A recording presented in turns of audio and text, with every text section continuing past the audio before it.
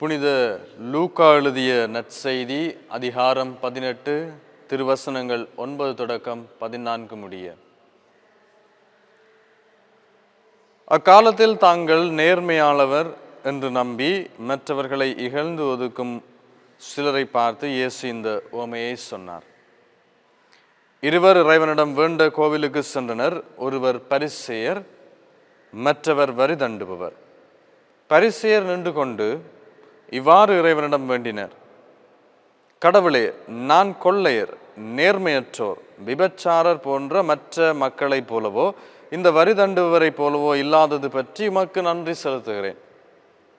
வாரத்தில் 2 முறை நோன்பிருக்கிறேன். என் வருவாயில் எல்லாம் 10 பங்கை கொடுக்கிறேன்.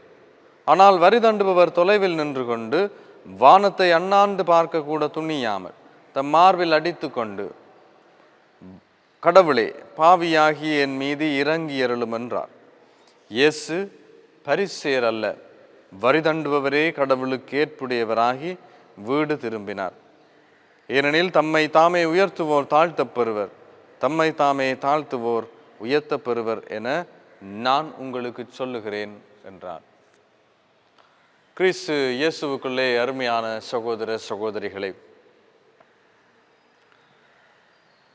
கடவுளோடு நாம் கொள்ளுகின்ற இந்த உறவுக்கு மிகப்பெரிய தடையாக இருப்பது என்னவென்று சொல்லி சொன்னால், நாங்கள் எங்களை மிகைப்படுத்தி பேசுகிற பொழுது, நாங்கள் எங்களுடைய தன்மைகளை அகந்தைகளாக கொள்ளுகிற பொழுது, நாங்கள் எங்களுக்கு தரப்பட்ட தகமைகளை உயர்வாக நினைத்து வாழுகிற பொழுது, அங்கே கடவுளுக்கும் எங்களுக்குமான உறவு உடைக்கப்படுவதாக இன்றைய நற்செய்தி எங்களுக்கு சொல்லி தருகிறது. அருமையானவர்களே, எங்களுடைய வாழ்விலே நாங்கள் பல்வேறு நிலைகளோடு வாழுகிறோம், பல்வேறு ஆயத்தங்களோடு வாழுகிறோம், பல்வேறு சிந்தனைகளோடு வாழுகிறோம், பல்வேறு எதிர்பார்ப்புகளோடு வாழுகிறோம். இவ்வாறு எங்களுடைய வாழ்வு ஒரு பயணப்பட்ட வாழ்வாக, நாங்கள் ஒரு பயணிக்கும் மக்களாக நாங்கள் வாழ்ந்து கொண்டிருக்கிறோம். இந்த வாழ்க்கை முறைக்குள்ளே ஆண்டவர் எங்களுக்கு சொல்லுகிற விடயம் என்று சொல்லி சொன்னால், உன்னுடைய இந்த பயணங்களுக்குள்ளே நீ தாழ்ச்சி உள்ளவனாக, உன்னுடைய வாழ்விலே உன்னை நீ தாழ்த்தி கொள்ளுகிறவனாக வாழுகிற பொழுது நீ இந்த உலகத்திலே உயர்த்தப்படுவாய் என்று சொல்லப்படுகிறது. இன்றைய நற்செய்தியிலே பார்ப்போம். ஆண்டவர் அழகாக சொல்லுகிறார்: தம்மை தாமே உயர்த்துவோர் தாழ்த்த பெறுவர், தம்மை தாமே தாழ்த்துவோர் அனைவரும் உயர்த்த பெறுவர் என்று சொல்லி ஒரு அழகான இறைவார்த்தை பகுதி எங்களுக்கு கொடுக்கப்படுகிறது. இந்த வரி தண்டுபவன் பரிசேயனுடைய வாழ்வை பார்க்கிற பொழுது இது ஒரு அழகான செய்தியாக அமைகிறது. அவர்களுடைய வாழ்விலே எவ்வாறு செபம் இருக்கிறது, எவ்வாறு கடவுளுடைய உறவு அங்கே மேம்படுகிறது, எப்படி கடவுளுக்கான உறவை நாங்கள் அமைத்துக் கொள்ளலாம் என்பதை இந்த நற்செய்தி பகுதி எங்களுக்கு சொல்லித் தருகிறது. அருமையானவர்களே, இந்த வரி தண்டுபவனும் பரிசேயரும் ஆண்டவர் முன்னிலையிலே சபிப்பதற்காக சொல்லுகிறார்கள். பரிசேயன் ஆண்டவர் முன்னாலே போய் நின்று கொண்டு, ஆண்டவரே,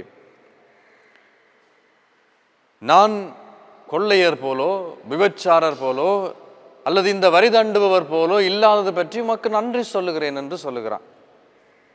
அருமையானவர்களே, இந்த பரிசேயன் ஒரு விதத்திலே ஒரு நல்ல மனிதனாக வாழ்ந்திருக்கலாம். அவனுடைய வாழ்விலே முற்று முழுதாக ஒரு நேர்மையானவனாக இருந்திருக்கலாம். கடவுளுடைய பார்வையிலே ஒரு அற்புதமான மனிதனாக, அரும் செயல்கள் செய்கிறவனாக, இறை வார்த்தையின்படி வாழுகிற மனிதனாக வாழ்ந்திருக்கலாம்.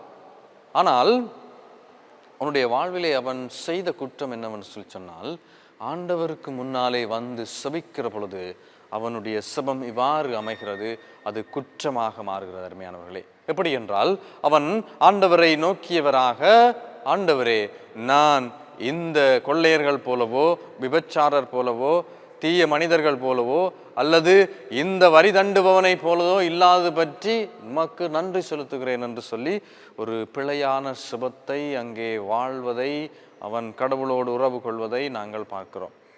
அருமையானவர்களே, இப்படிப்பட்ட வாழ்க்கை முறையில் இருந்து மாறுபட்டவனாக இந்த வரி தண்டுபவன் எங்களுக்கு ஒரு செய்தியை சொல்லுகிறான். அது என்னவென்று சொல்லி சொன்னால், அவனுடைய வாழ்விலே முற்று முழுதாக பாவியாக வாழ்ந்தவனாக இருக்கிறான். அவன் தன்னுடைய உள்ளம் உடைக்கப்பட்டதை உணர்கிறான். அவனுடைய வாழ்விலே நான் குற்றம் புரிந்திருக்கிறேன் ஆண்டவரே என்பதை அவன் உள்ளத்திலே உணர்ந்திருக்கிறான். ஆண்டவருக்கு முன்னாலே வந்து நின்று கொண்டு, ஆண்டவரே, நான் பாவியாக இருக்கிறேன், என் மீது இரக்கமாயிரும் என்று சொல்லி இந்த வரி தண்டுபவன் ஆண்டவருக்கு முன்னாலே தன்னை தாழ்த்தியவனாக, தன்னுடைய குற்றத்தை உணர்ந்தவனாக அங்கே ஆண்டவருக்கு முன்னாலே இருக்கிறான். ஆண்டவரை அண்ணாந்து பார்க்கக்கூட துணியாமல், ஆண்டவரே என் மீது இரக்கமாயிரும் என்று சொல்லி ஒரு வெக்கப்பட்ட மனநிலையோடு, தாழ்ச்சியின் மனநிலைகளோடு அவன் அங்கே செபிப்பதை நாங்கள் பார்க்கிறோம். அருமையான சகோதரங்களே, இந்த இரண்டு விதமான மனிதர்களுடைய வாழ்க்கை பின்னணியை பார்க்கிற பொழுது எப்படி எங்களுடைய சுபம் ஆண்டவரை நோக்கி இருக்க வேண்டும் என்பது தெளிவாக காட்டப்படுகிறது. ஒரு முறை ஒரு குருமடத்திலே குருமட மாணவர்கள் செபிக்க சென்றிருந்தார்கள்.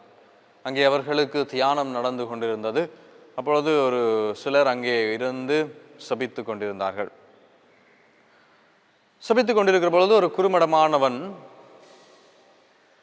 திடீரென்று எழுந்தவனாக, அவன் அதிர்ச்சிக்குள்ளானவனாக, அடடா, என்னுடைய கதவை, அதாவது என்னுடைய அறையின் கதவை நான் பூட்ட மறந்து விட்டேன் என்று சொல்லி பெரிய சத்தமாக சொன்னவனாக, திகைப்புற்றவனாக, அதிர்ச்சியுற்றவனாக அங்கே நின்றான். பெரிய சத்தமாக அதை அவன் சொல்லியிருந்தான்.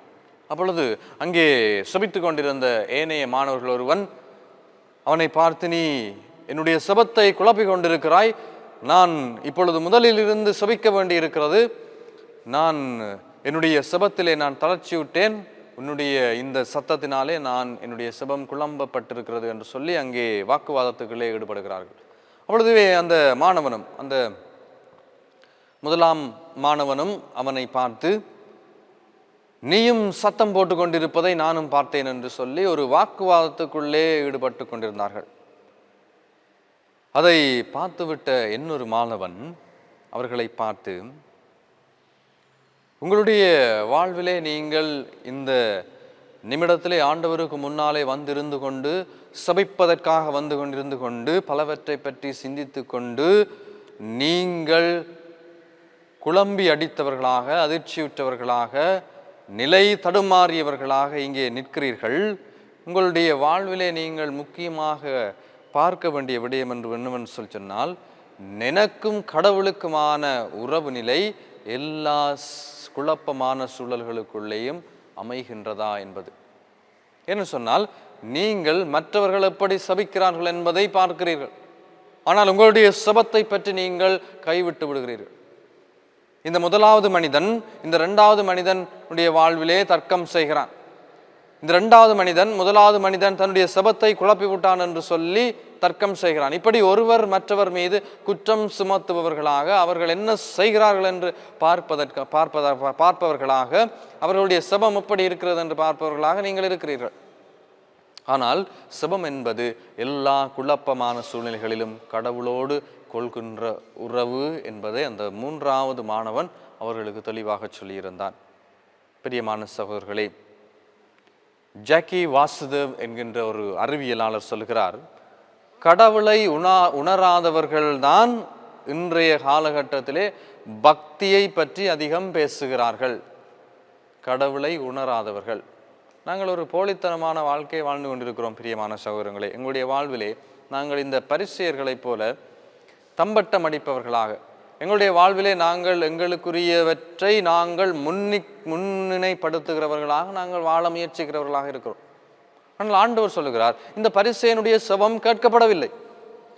மாறாக வரி தண்டுபவனே கடவுளுக்கு ஏற்புடையராகி வீடு திரும்பினான். ஏனென்று சொன்னால் அவன் தன்னை தாழ்த்தி கொண்டான்.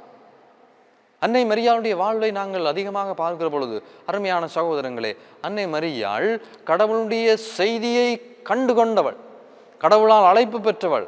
அவ்வளவு அழைப்புக்குள்ளேயும் தன்னுடைய ஒரே மகனை அன்னை மரியாளின் ஊடாக உட்பவிக்க வேண்டும் என்று சொல்லி கடவுள் விரும்பினார். அன்னை மரியாளும் அந்த பாக்கியத்தை பெற்று கொண்டால், அந்த பாக்கியத்திலும் அந்த உயர்வான மதிப்பிலும் அன்னை மரியாள் தாழ்ச்சியை கடைப்பிடித்தாள். உலகின் தாயாக அவள் உதித்தாள். அருமையானவர்களே, தாழ்ச்சி என்பது ஒவ்வொரு கிறிஸ்தவனுடைய வாழ்விலும் முக்கியமானது என்பதை இன்றைய நற்செய்தி எங்களுக்கு நிறைவாக சொல்லுகின்றது. தாழ்ச்சியின் மனிதர்களாக நாங்கள் வாழுகிற பொழுது கடவுளுக்கு ஏற்புடையவராகி வீடு திரும்புவோம். தாழ்ச்சியின் மனிதர்களாக எங்களுடைய வாழ்வு மலர்கிற பொழுது நாங்கள் கடவுளுக்குரியவர்களாக வாழுகிறோம் என்பதை உணர்ந்தவர்களாக தொடர்ந்தும் மன்றாடிக் கொள்வோம். ஆமென்.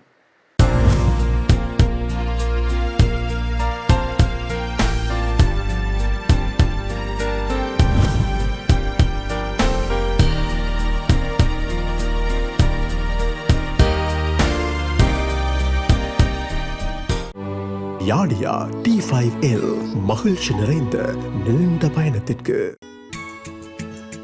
ஹோலி மேடையில் புத்தம்புது நிகழ்ச்சிகளை உடனுக்குடன் பார்த்து மகிழ எமது Facebook மற்றும் YouTube பக்கத்தை லைக் செய்யுங்கள்.